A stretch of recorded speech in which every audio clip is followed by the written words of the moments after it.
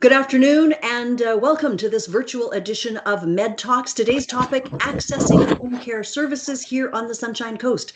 My name is Joanna Piros, coming to you from beautiful sunny Gibsons. I'm proud to be on the board of the Sechelt Hospital Foundation, and I am very happy and privileged to be the MC for these Medtalks, which I think are so important to our community. I would also like to acknowledge that we live and work on the unceded homelands of the Sechelt Nation and all First Nations people that have called this land home. Support for today's Med Talk has come from our friends and partners at the Sunshine Coast Credit Union. So the first thing I need to say for today's Med Talk is that in a world that seems to be extremely uncertain and troubled, and we may feel powerless to do anything about it, it is awfully good and heartening to know that there are people that are looking after us. And today's focus is going to be on those people who look after us in our homes, the home support, the home care team. As always in Med Talks, we do welcome your questions, and we would like to receive those by way of chat. We will go to those when we get to them, probably just about 10 minutes to 5 o'clock or something like that. So please use the chat feature and we will collect your questions and attempt to answer them. It is my pleasure today to introduce not my guest, but my co-host. I'm going to call her Shari Myhill-Jones, and Shari is the manager of home care services on the coast. And Shari, thank you so much for being here today. We have done our best to create some maps and graphics to try to shed some light on how all of these different roles in home care fit together, and you will be our guide to introduce us to the various people in those roles. So I am inviting you in as my co-host to take it away. Thank you, Joanna. Thank you for inviting me and our team from home care to tell you in the community a little bit more about home care. So I'm hoping that in our presentation today, we'll be able to help everyone listening to understand the services we offer and how to access them from our two offices. We have one in Gibsons and one in Sechelt. And we'll explain how we work in collaboration with the Sechelt Hospital, Mental Health, Shorncliffe, Totem, and Christensen Village. So in my office in Sechelt, I'm right beside the main door.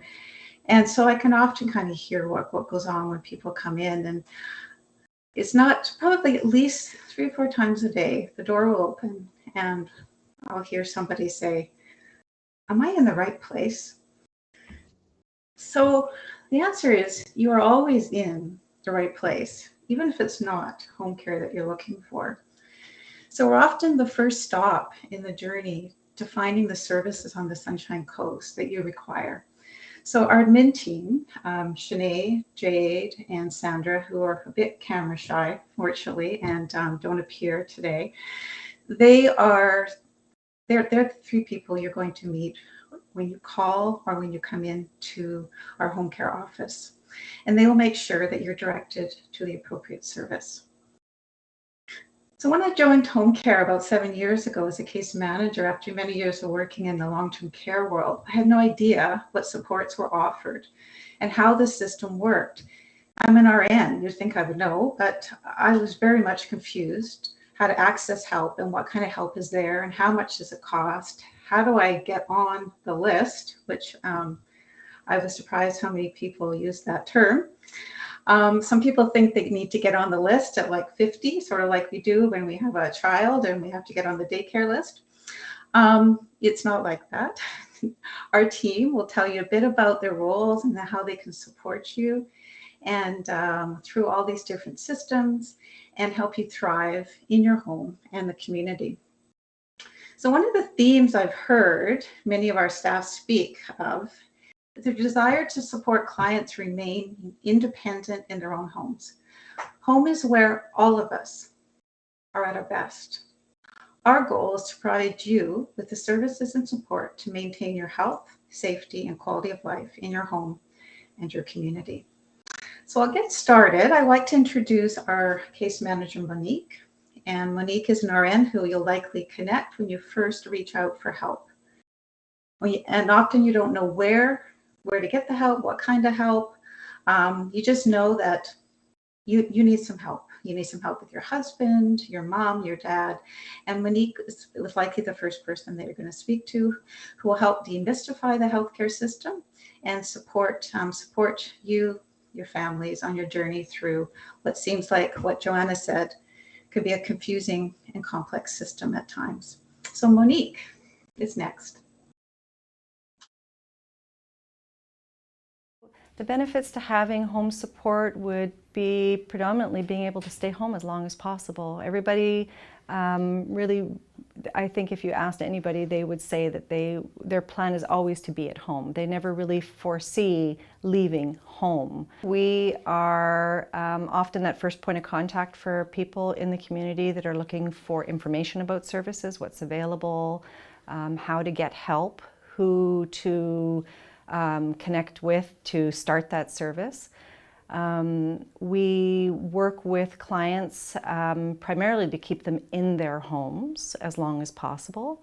So looking at what their needs are, assessing them, determining what their needs are, and putting in service to support them in whatever capacity that they need, predominantly around things like personal care, medications, meal assistance, and then we liaise with other disciplines in the department as well, with physiotherapy, occupational therapy, the dietitian, social work, to also, determine if they have other needs that need to be supported.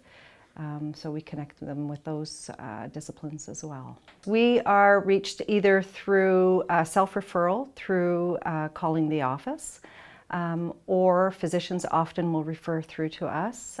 Family members, friends will often reach out saying that they know somebody that is in need of service. And we also receive referrals through the hospital. So there's a multitude of ways that we'll be getting referrals. And then so part of my role as a case manager is I also do intake. So I receive the majority of those initial referrals. And I will call then the individual to find out, based on what that referral says, what their needs are, and then we begin the conversation there. In terms of cost of service, yes, we do a financial at that time of assessment as well, and determine if for home support, determine if a cost applies. And for residential care as well, we also do that calculation for them so they understand what they'd be paying on a monthly basis. So for example, I believe it's stated that for assisted living, it's 70% of an individual's income would go to the cost of assisted living, 80% for residential care. Home support is determined based on income, either a single or a couple. So if it's a single individual, not married or widowed, it's that individual's income. We'll do the calculation.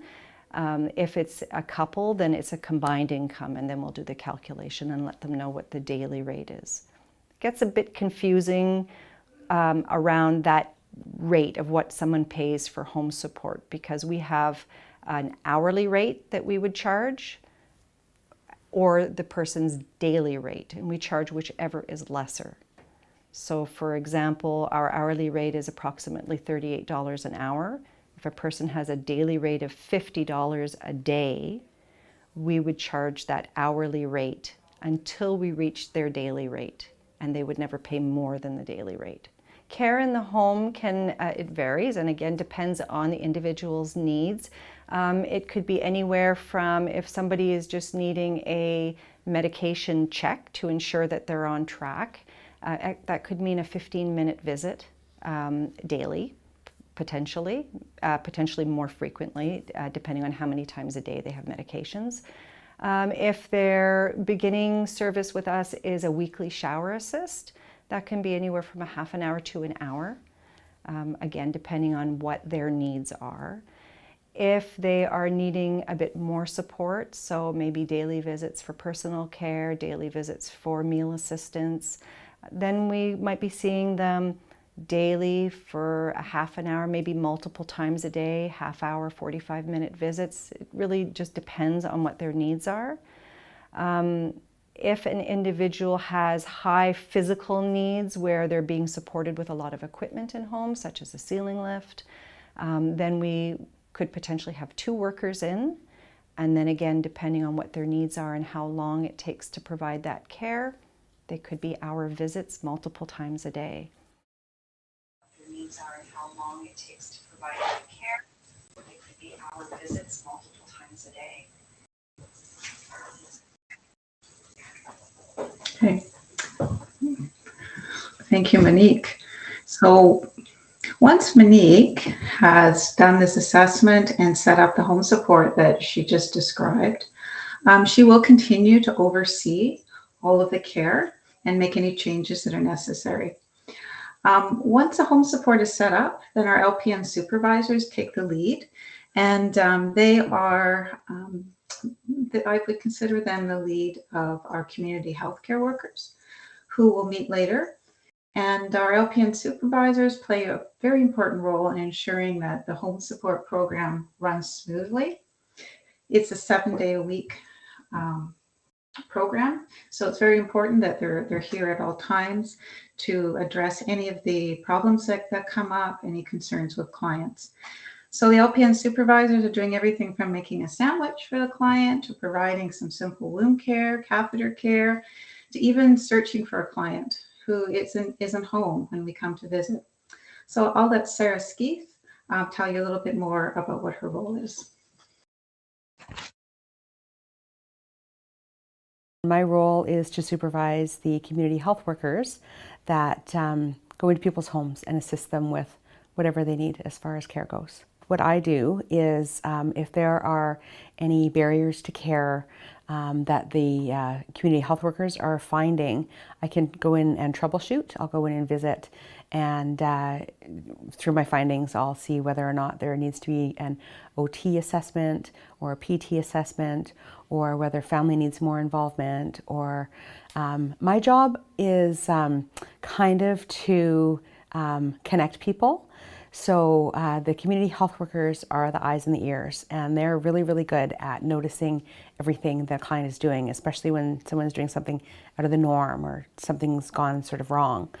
And so they'll make me aware of that, and then I have to decide where that information goes. So it could go to a family member, it could go to the social worker, their case manager, whatever different person is going to be able to solve that problem best to keep that person at home. So that's my job, is to sort of make that connection between the client, the worker, and the person that can help solve that problem.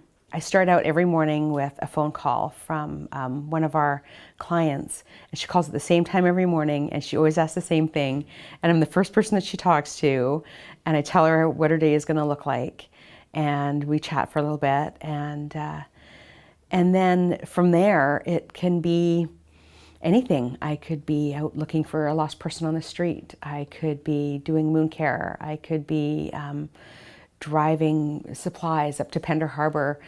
There's just so many different things that go into doing my job. And that's why I love it, because it's not sitting behind a desk all day and looking at words and notes. It's you're out and you're about and you're doing different things. I've worked in acute care, and that's very regimented. It's a different style of nursing. And I've worked in long-term care, and that's also very regimented. And you're working really tightly in a team. You don't have a lot of autonomy there. But in home care, you're off on your own, and you can find yourself into some pretty crazy situations. and you're on your own, and hopefully you have cell service. But you can find yourself like really in the middle of nowhere, because it's the coast, right? We've got some very rural areas, and the person maybe doesn't have neighbors for support, doesn't have family that live in town, and you're their only source of contact sometimes, their only source of support. I think the majority of what our clients need at home is help with dressing and help with sort of getting started in the morning, making sure they're on track with their pills, getting dressed, having breakfast, and somebody to talk to. A lot of it is waking up and there's somebody else there in the room with you, and you're not sort of facing the day all by yourself. So I think that's a big part of it too, is the mental health of just having a connection with another human being. So respite services are a chunk of time that we offer to the caregivers, so that the caregivers have 2 or 3 hours in their day that they can go out to appointments or shopping or coffee or a movie or whatever they want to do with those hours. They can just go out. It's really hard to leave a loved one at home, because if you're leaving them at home and they're by themselves, you're not having any fun, because you're always worried about whether they've fallen or if they need to go to the bathroom, or whatever you're worried about, and you feel guilt for leaving them behind alone. And you shouldn't have to feel guilt, because you're a person too, and you need to look after yourself, or you're going to burn out pretty fast. You need to sleep and eat and have time with your friends and have time for yourself. And so the respite allows a really short period of time, relatively short, that person can go out and do whatever they need to do. Relatively short, that person can do whatever they need to do. Sarah captures what we do in home care so well. Takes us to our community health workers who Sarah works with. And when I think of home support, I think of community health workers. These are the remarkable people who come to your home, sometimes multiple times during one day, to make sure you're clean, you're comfortable, well-fed, and safe. Through COVID, the heat dome, the floods, the snowstorms this year, our carrieds, or CHWs as we call them, continued to show up to work. They made it through to homes that were blocked by trees, snow, and they're a dedicated group that continued to provide services right from Port Mellon all the way to Earls Cove.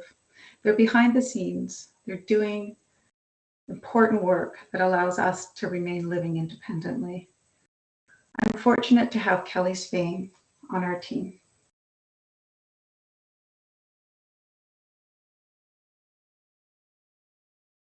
I have really come to love it. I feel that keeping the people in their homes for as long as possible is really a help to them, their families, and the entire healthcare system. It makes a really big difference. On the entire Sunshine Coast, as far as I know, the last number I had heard was that there was 60. And we have 3 different offices or areas throughout the coast. We have Pender Harbor and Sechelt and Gibsons. And ultimately, it's our schedulers who make our schedules for those areas, and that can change daily. We never actually know where we're going until we arrive for our shift, because it can change so drastically between clients maybe going to the hospital or a community health worker being off ill, for example. But yeah, ultimately it's our schedulers, and they do a wonderful job, and kudos to them, because it is a stressful job, because they deal with not only the community health workers, but all of the clients and their families, and the case managers and so forth. Well, generally, like the very first time that I go in, if I have an idea that it might be their first visit, I make sure I introduce myself. Actually, at every single visit, I always introduce myself as I come in, and then if they're ever unsure, I'll go through the list of why we're there and how we're there to help them. Lots of people can be resistant initially to having personal care because it's new to them. But after a couple of times of accepting care, they realize that it's on a professional level, and we most of the time end up talking through all of the care, and neither one of us kind of realize that what's been done, and we end up having a nice visit. And so it's a good distraction, but it's also a good way to get to know people and their stories and who they are and what their life has been like, and that's I actually do a lot of talking with my clients throughout the visit, and because I really enjoy getting to know each and every one of them. A lot of people don't realize that the respite option is there for families to have some time so that they can have a break, because caregiver burnout is a real thing.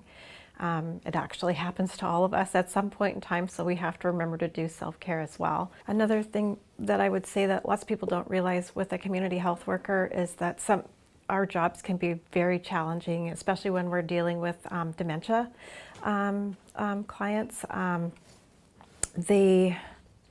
We have to be on our toes every time because their mental abilities can change from day to day, and sometimes they can be very resistive, and you're always listening and watching and processing on what the best way to deliver care is.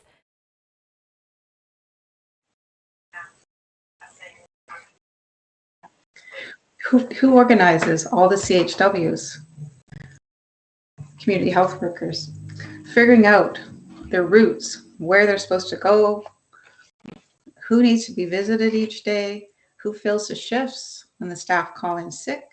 During our multiple weather events, the team came in early, they worked around the roads that were open, and made sure everyone got their breaks and were safe.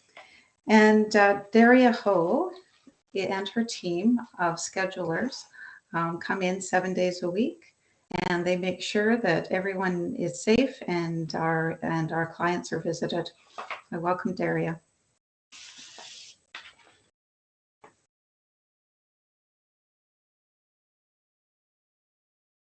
My start of my day, yes, 6 o'clock, I come in. First thing I do is, I guess my scheduler and I, we check for any sick calls. So if somebody phones in sick, first thing we do is try to cover that by phoning around, see who we have available, casuals, people who are already working, so they're overtime, day off overtime. It's just, you just go down the list, right? And then you try to get it covered. And if we don't get it covered, we try to minimize, leave as little amount of clients as we can, like in the area of, let's say, Sechelt, say somebody phoned in sick in Sechelt. Then the LPNs, and will help out to do those clients, right? So there might be little med people. We try not to cancel cancel clients. When I say that, it's because, everybody needs to be seen, really, right? So when that actually happens, we have to look at the emergency code list. So every client has a URP, they call it Urgent Response Code, and they base it from 1 to 5. And so if they have family around, then they can be canceled. The family can be. So 1s and 2s usually do not get canceled. So 3 onward, we can look at that, right? So work from 5 down, basically, is what we're doing. It's quite a juggle. It's never a dull moment, It's just, you just do what you can, basically, every day. And if there's no sick calls, you go, yay! For us right now, we're so short-staffed that a lot of agencies are being sourced to take our clients, right? In order to cover for the demand, right? So when the case manager, like I say, asks for a request from us and we're unable to provide, they will source an agency, and then if they can do it, then they send a care plan through to us, and we build it and we put in the agency that's available to provide it, right? So yeah, it's we're really crying for people. We need more workers, definitely.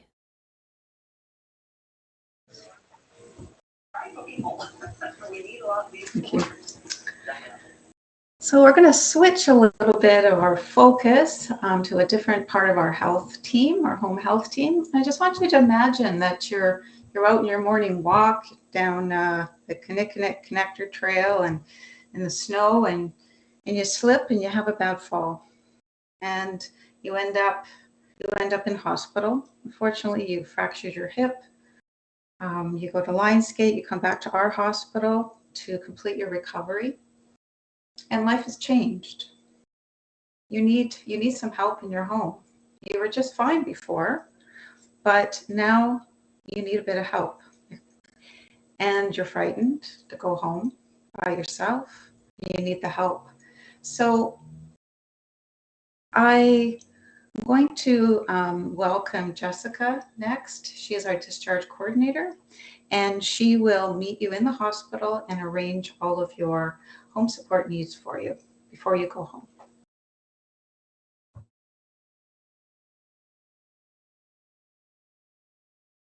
At home, you would thrive better. You're in your own environment. You're comfortable in your own environment. You're more aware in your own environment. And then with home support services, we can ensure that you can recover from home. We have somebody checking in on you. Somebody can help with personal care, with meals, with meds. And that way you can recover from home, and it's more beneficial to your health than being in a hospital. A discharge planner helps clients in hospital go home with home support. So I help people figure out what their needs are in hospital, and then I set up home support so that they can transition from hospital to home in a safe and effective manner. A discharge planner is important because I connect the home support with scheduling, and scheduling is very important because they schedule all our care workers to go into clients' homes. So without me working with them or between the hospital and the scheduling, it'd be very confusing, and it would be really hard to make sure discharges lined up with scheduling. So I kind of make that transition easier and close the communication loop, make sure everybody is where they need to be when they need to be as much as possible. Some things I look for when I'm discharging clients, their physical mobility. Are they independent? Do they need some assistance? Do they need a standby assist versus one person helping them? What do they use? Do they use a walker, or are they completely unassisted? I look at whether they have family members in the home that help them, family members outside of the home, friends outside of the home. So I look at all their supports. I also look at cognitive ability. Are they safe to be home by themselves? Are they safe to be home alone? So connecting all those pieces and then trying to supplement their care with home support services. I don't do much with home care nursing. Like, I'll let them know that your client's coming home, but it's more home support and connecting the home care OT team to the hospital OT team, like, and making sure everybody, like, there's like as much as possible, smooth transition from hospital to home. There's always going to be bumps in the road and things that don't go as planned, but hopefully there's enough of us to kind of problem shoot those bumps.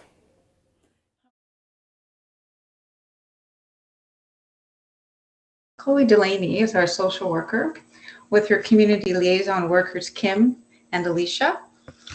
And they're hands-on in our community, assisting clients with a variety of needs. As simple as sometimes just delivering food to a homebound senior, to conducting an abuse and neglect investigation.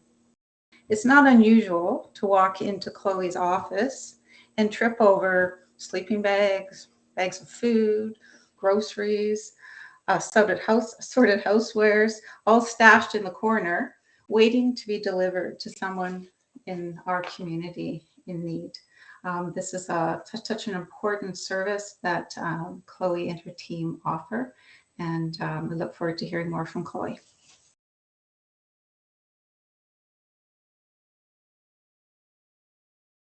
A lot of what we do is helping folks with complex discharges because there's a lot of overlap from acute care into community. So we're able to see folks on both sides of that equation, which is really helpful.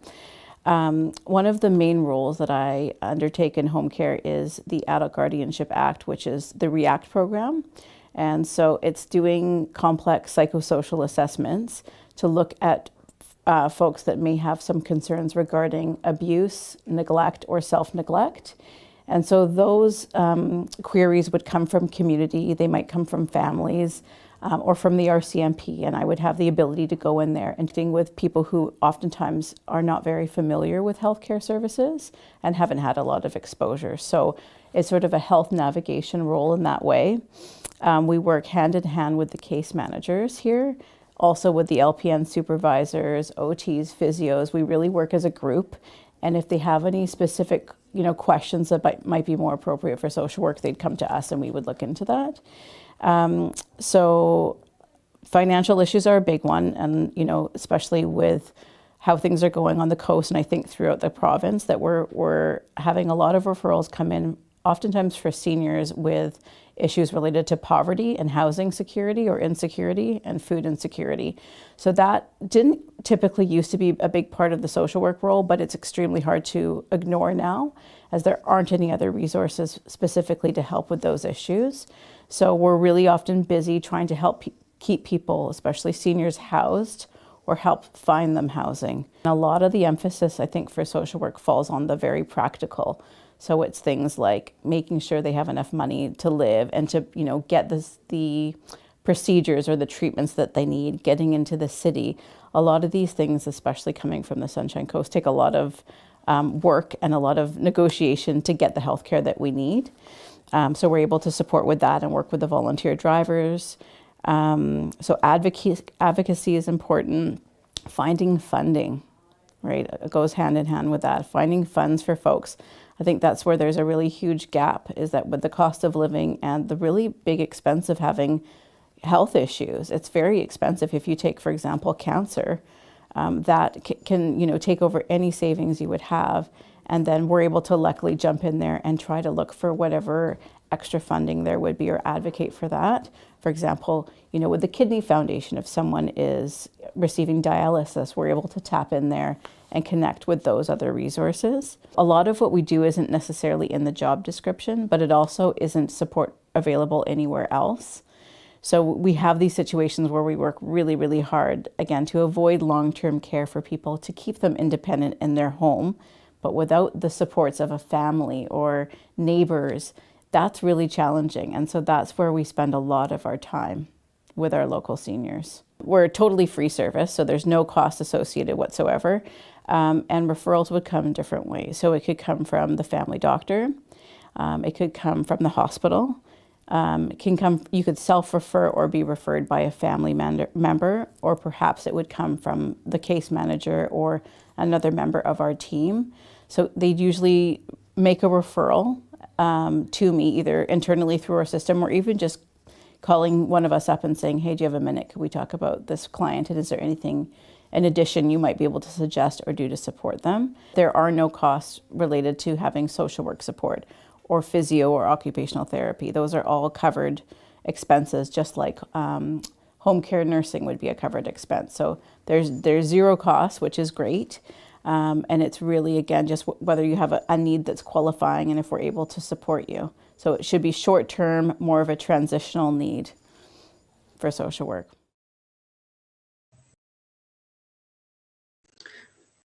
Before I proceed, I want to take the opportunity to thank the Sunshine Coast Healthcare Auxiliary for their financial contribution in sustaining what we call the Compassion Fund, which Chloe and her team make use of on a daily basis.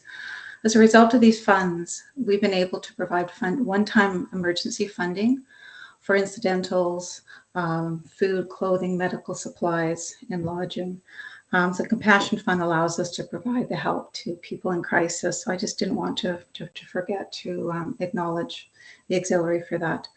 As we move along, I'm going to introduce Maria Stevenson, who is our volunteer coordinator, who leads the programs that rely on volunteers. And we're so fortunate on Sunshine Coast to have a dedicated group of volunteers who daily will deliver meals, take some of our clients to medical appointments, not only on the coast, but also in Vancouver. And I just don't know what we would do without them, and I thank them. Maria.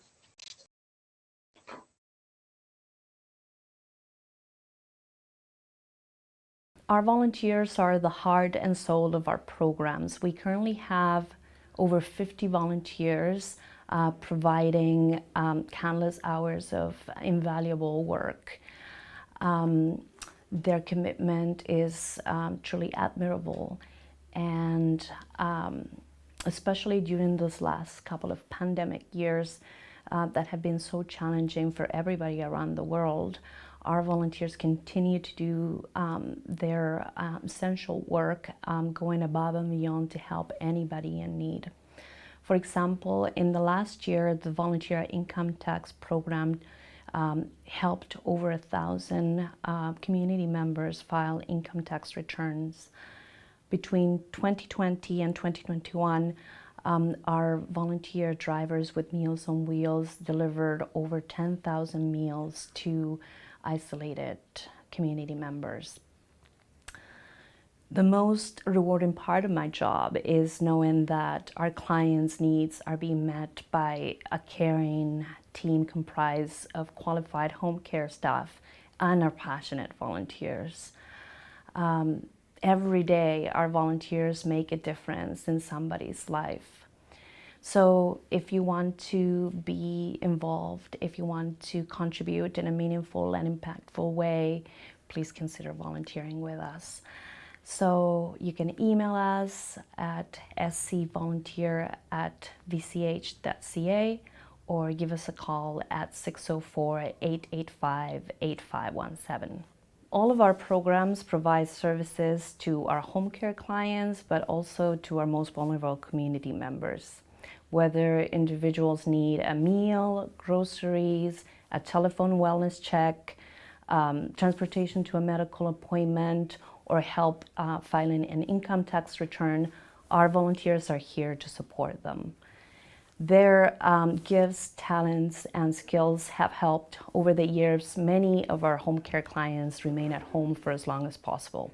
The Volunteer Drivers Program assists those needing transportation to and from medical appointments, either locally or in Vancouver.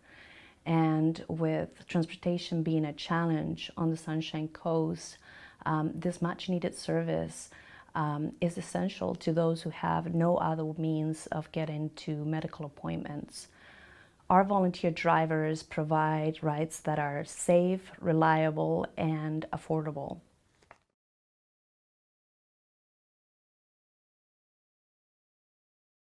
So I'm going to take you back to that incident of the fall, and you're just preparing to come out of hospital. Jessica set up all of your home supports for you, and you've been receiving some physiotherapy as assistance in the hospital, and it's been followed up. Referrals gone to home care, and so when you get home, one of our physiotherapists will visit your home and support you with your rehab going forward until you're fully recovered. And one of our physiotherapists, Helen, is here to speak today.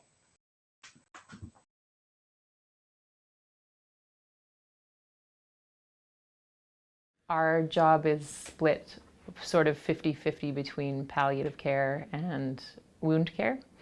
So on a given day, we can see anywhere from 8 to 4 clients. It depends on what client needs are.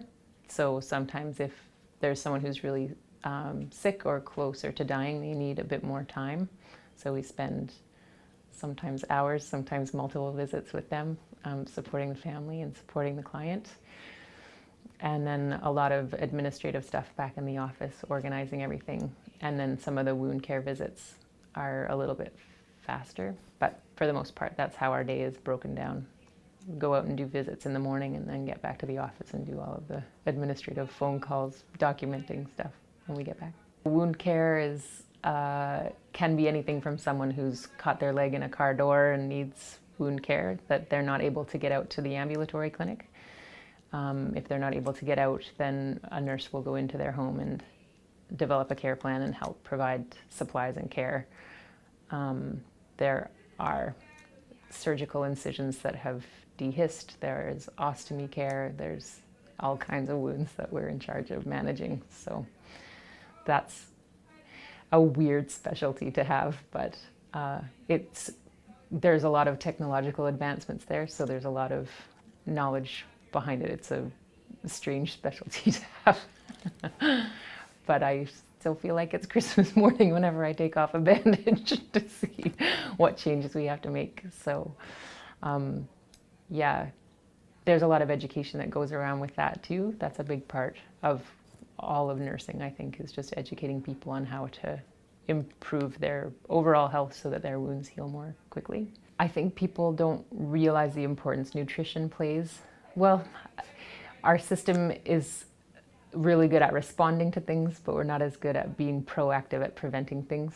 So we're on the end of things where sometimes things have deteriorated. If someone has diabetes that's not very well controlled, sometimes they can develop wounds that we manage. Sometimes people who have poor circulation in their veins develop wounds on their lower legs. So we come on to help with that and put compression on. So if someone knew that they had some poor venous circulation, they could be wearing compression stockings or be a little bit more mindful about their salt intake and protein intake and how they can do a bit of exercise just to keep their calf muscle pumping. That's a big one. Keep your calf muscle pumping so it keeps your veins pumping the fluid back up to your heart. I am always grateful when I get to go into someone's home because I find the power balance is completely turned on its head. In the hospital, you don't get to wear your own clothes, you're not in your own environment, you are subjected to whatever the external schedule is. A nurse comes in and turns the light on, that's when you wake up, and everything happens to you. But in home care, it's your home. If you don't want us to come, you tell us to go away. You are in your home with your people, with your germs, with your clothes, your identity. It feels more like I'm coming under them to support them instead of over them to tell them what to do. And I was just talking to a nurse today about how I think you have to be more of a chameleon to understand how you can most respect people in their home environment and see what approach will be most beneficial for them so that they feel most empowered to make changes that can be beneficial. You have to be a chameleon, I think, to know how to come up with a plan and a conversation or communication style that connects with the person who you're going to help. Yeah, it's different than the hospital.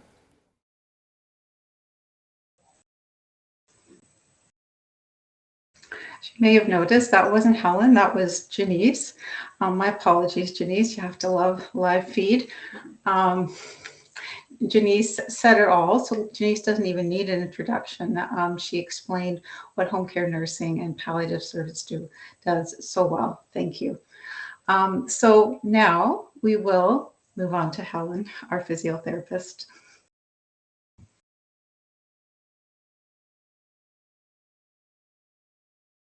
I provide physiotherapy services for the whole of the Lower Sunshine Coast. We have 3 part-time physiotherapists who cover that whole area. We work closely with the rest of the home care team, especially the occupational therapists. We work quite closely together with them. Our service is based on referrals from family physicians, case managers in home care, clients and their family members. Our aim is to assist clients with meaningful functional goals, and that could be as simple as returning to walking after being non-weight bearing after surgery, or being able to get down the stairs so that they can get out into the community again. A major part of what we do is facilitate clients coming home from hospital back into their homes and becoming functionally independent again. Well, usually, we initiate that contact through a phone call. And so we try to gain as much information from them as possible that way, so that when we come to do a visit, we can bring equipment or information, so that I can be prepared to make the most out of the visits. Because There's only 3 of us. We have a limited amount of time, so we want to make the most of it when we go see somebody. Our criteria covers those people who are homebound or who have difficulty getting out of their homes. For instance, people who have had an orthopedic injury and have been in hospital and they've been discharged home and they're just not able to get out the house yet. We also see home care clients who are receiving care, who would benefit from physiotherapy services going in and optimizing the care and helping in that way. Hey, Shari, I'm just jumping back in here for a minute, just to give you a little bit of a break, because we wanted to insert a video. The physical therapists and the occupational therapists have all the kinds of cool gear, but our friends at the Sunshine Coast Healthcare Auxiliary also run a very little known gem in the basement of the hospital called the Loan Cupboard. Let's take a look at that. I'm Wendy. I'm a volunteer with the Loan Cupboard. The Loan Cupboard lends healthcare type equipment to residents of the Sunshine Coast on a short-term basis free of charge. It operates in a similar manner to the Red Cross in other communities. The Loan Cupboard is a service provided by the Sunshine Coast Healthcare Auxiliary and is staffed by volunteers. Training includes cleaning and sanitizing of equipment, as well as repairs and safety checks before it is put back into inventory. The Loan Cupboard operates Monday to Friday from 10 a.m. to 2 p.m., except for statutory holidays. We have over 700 pieces of equipment. Equipment such as walkers, bath stools, toilet seat raisers, wheelchairs, commodes, and bed rails. We don't stock crutches or orthopedic boots. There's a 250-pound weight limit when borrowing equipment. For a complete list, please check out the Loan Cupboard on the Sunshine Coast Healthcare Auxiliary website. Who can use our service? Hospital therapists and nurses borrow equipment to assist patients with discharge. Community nurses and therapists borrow equipment to assist their clients at home. But community members can also use our equipment and no referral is needed. For example, pre- and post-op surgery, such as hip and knee replacement, people with temporary mobility issues, such as caused by a sprain or a fall, people with long-term health care issues who may want to try out a piece of equipment before purchasing their own. Sometimes a client needs to borrow an item such as a wheelchair to attend appointments or to assist a visiting family member. It's easy to borrow equipment. Just phone Sechelt Hospital at 604-885-2224 and ask for the Loan Cupboard or local 4204.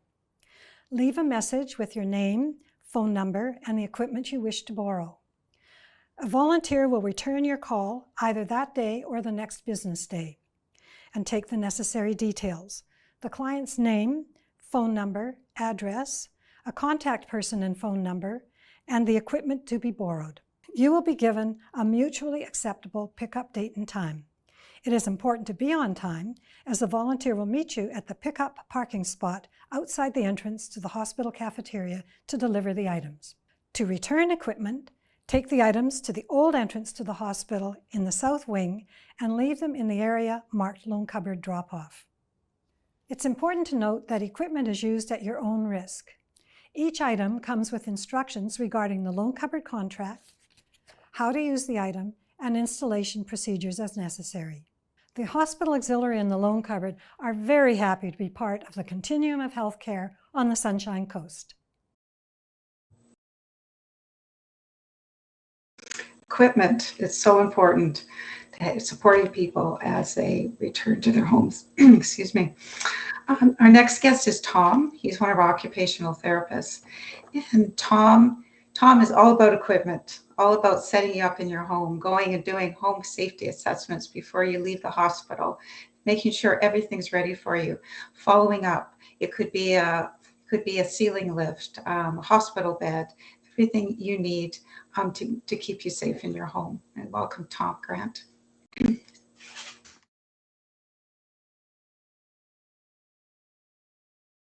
Involvement of occupational therapy within home care services is very varied and diverse.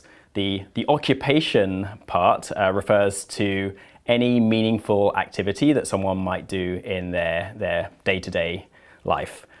So this could be basic activities such as dressing, bathing, going to the toilet, or it could be more complex activities such as accessing the community, or all the varied activities you need to be able to live at home independently and successfully. Occupational therapists will assess a person's physical, cognitive and mental health status and determine where they are having difficulties in their day-to-day functioning. So through a collaborative problem-solving approach, we will come up with suggestions of maybe adaptive equipment or suggestions of services and supports that a person might need in order to function successfully.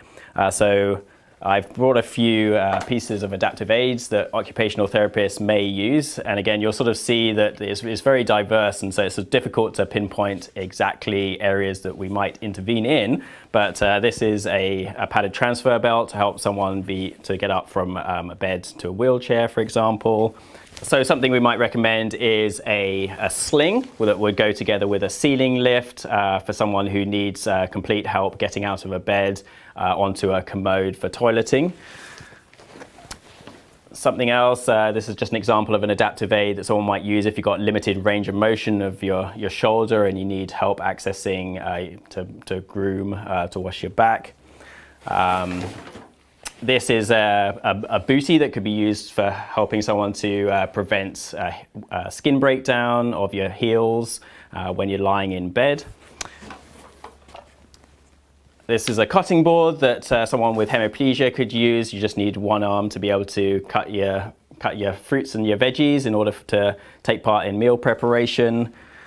And one last item I have is a bath safety rail to help someone to sort of get in and out of the bath safely.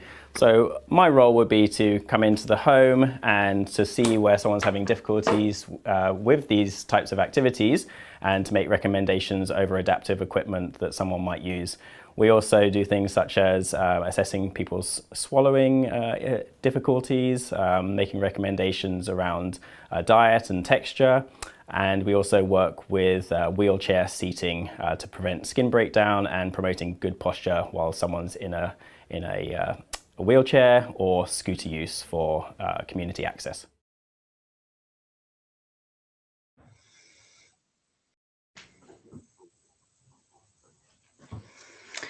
So as we make our way through the many services that we offer at home care, I'd like to speak briefly about our dietitian supports. Unfortunately, Lauren Capan wasn't able to appear, so I'll tell you a little bit about what we do. Home health dietitians, they provide clinical nutrition to adults 19 years of age or older in your home. Our services range from providing nutrition care to clients recently discharged from hospitals, to nutrition counseling for various conditions using individualized diets devised and monitored by a registered dietitian. We work with an interdisciplinary team of case managers, doctors, nurses, allied health professionals such as speech language pathologists, occupational therapists, and physiotherapists. And I believe the next spot on the wheel is to talk a bit about our cardiac rehab service and complex nursing care follow-up by the same nurse, and that would be our nurse Penny Brown. So Penny offers an exercise service that is in partnership with a fitness lead at both the Sechelt and the Gibson's community centers. And this is the Happy Hearts program is offered to anyone who is recovering from a cardiac event. And she offers this. There is a charge, a small fee, which I'm sorry I don't recall off the top of my head, but I know it's very reasonable. And this is certainly a service that's available to anyone in the community. And so next we're going to talk a bit about Brenda's program. So Brenda offers a program to support people with developmental disabilities in our community. And it's It's a little known service that people probably don't know that we have, but I'd like Brenda to tell us a little bit more about what she does.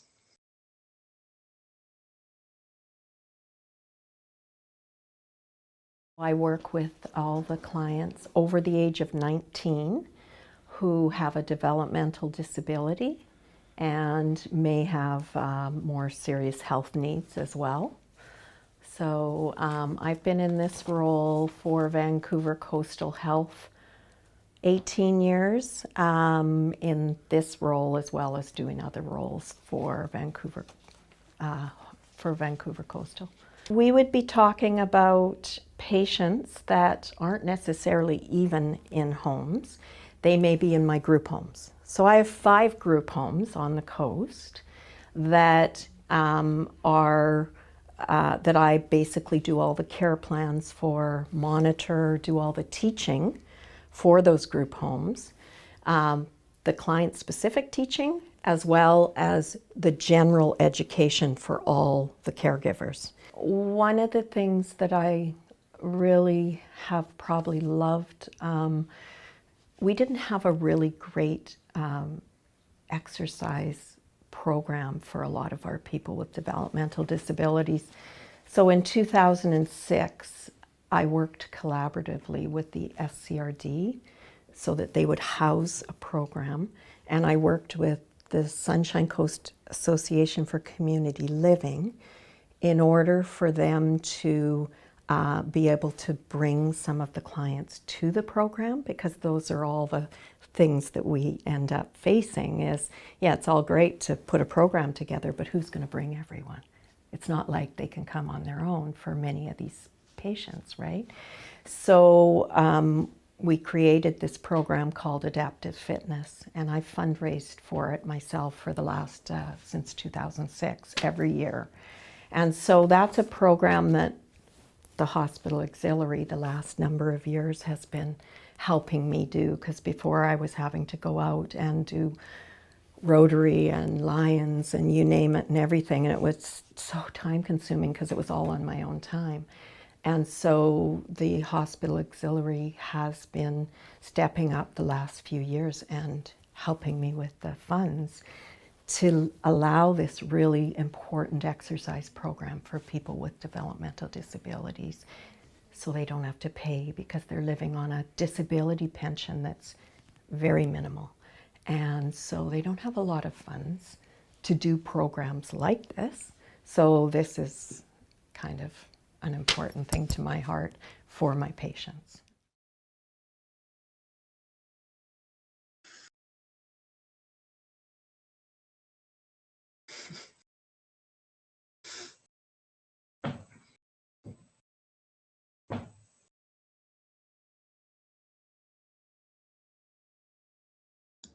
Ha! Yes, the famous comment we've all heard 1,000 times on Zoom. You're muted. Sorry about that. So Shari, there's one big piece of information that we haven't touched on that we're going to touch on next week. If you wanted to give us a hint about that. Oh, now Shari can't hear me. Okay. I'm just going to go ahead then and promo that next week we will be talking about that enormous piece of care, which is about palliative. So we'll talk about palliative care, we'll talk about advanced care planning, we'll talk about the Greensleeve program, and we'll talk about hospice. So that's all next week at the same time. But now I know you've all been standing by with your questions, and the Executive Director of the Sechelt Hospital Foundation, Jane Macdonald, is patiently standing by with her many helpers to bring us the questions. Jane, come on down. Hi, everyone. Thanks so much for joining us today. It is just such a pleasure to get a chance to showcase the amazing work that Shari and the entire home care services team does. We're just so thrilled that we're finally able to share one of the best kept secrets in healthcare on the Sunshine Coast. So we've had a few calls and a few questions come in. Shari, how many people in total are on the Sunshine Coast home care team, and are you recruiting, or how do you get more information about how to join?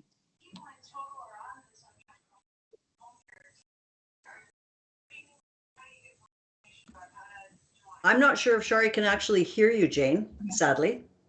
Okay. I'm sorry, I'm having trouble hearing. Yeah, I might have to actually bring the live feed closer, but there might be some feedback. Oh, the Skype speaker audio. Okay. Bringing my technical support here. Skype speaker audio. Bringing my technical support here. Sorry. Okay.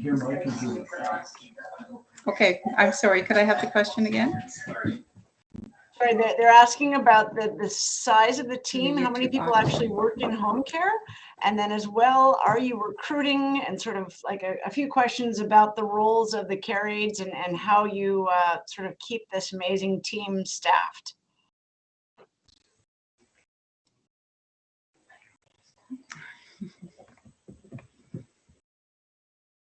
We're always recruiting. Yes, please contact us with any interest in positions. This is very frustrating. Okay. I'm going to jump in a little bit here because I know that in the interviews, when we were editing the interviews, there was a lot of mention made of we're always looking for volunteers, and that some of the roles are definitely short-staffed. And so occasionally you will find that instead of a home care nurse employed here by Vancouver Coastal, there are agency nurses that are being brought in. So yes, absolutely recruiting all the time. I'm not sure if Shari can hear us again. Shari, can you? I can hear you now. Okay, wonderful. Okay, Great. sorry. Jane. Okay, question. Shari, can you share a little bit more about what CAP University offers for our community in relation to home care? I'll do my best. So Macdonald University offers a community healthcare worker program. They're currently just finishing up a class. They will come and work with us in home care soon, and I believe another one starts in May. So you could call Capilano University and inquire. And I believe these courses are funded by the government currently. So it's a good opportunity. Okay, question from the audience is regarding what does community services do in all the spectrum of the different roles that were just on screen? What kind of gaps do they help fill? And can you share a bit more about how you liaise back and forth with community services and home care? So community services, I always think that they fill the gaps that we don't have, services we don't offer. For example, when we offer home support to clients, one of the most common requests is help with housework, help with yard work. And unfortunately, these aren't services that we offer through Vancouver Coastal Health. However, Community Services has a program that does offer this support, and I believe it's the same payment type structure, a sliding scale, and it's called Better at Homes. So I would encourage anyone to contact them for this service. Hope that answers the question. Sure. We have a very specific question on how do you do the hourly calculations, and is travel time, given how big the coast is travel time actually included as part of that hourly calculation for your fees? That's a really good question. Thank you. So it is. So for instance, I know Monique spoke a bit about how your home care time is allotted. So if I determined that you needed 45 minutes for a bath, then and you lived in Pender Harbor, then I would add 45 minutes plus 30 for the travel. So it is included in the visit time, but depending on where you live, we make that determination. Follow-up question here, Shari, as far as I know there's lots of calculations with eligibility, but how long can someone access home care services, and is there a cutoff period, and how does that work? Thank you. There's no limit to how long you can access our services. We are there until you don't need us anymore. it is possible that you recover from, say, a hip surgery and you no longer need us.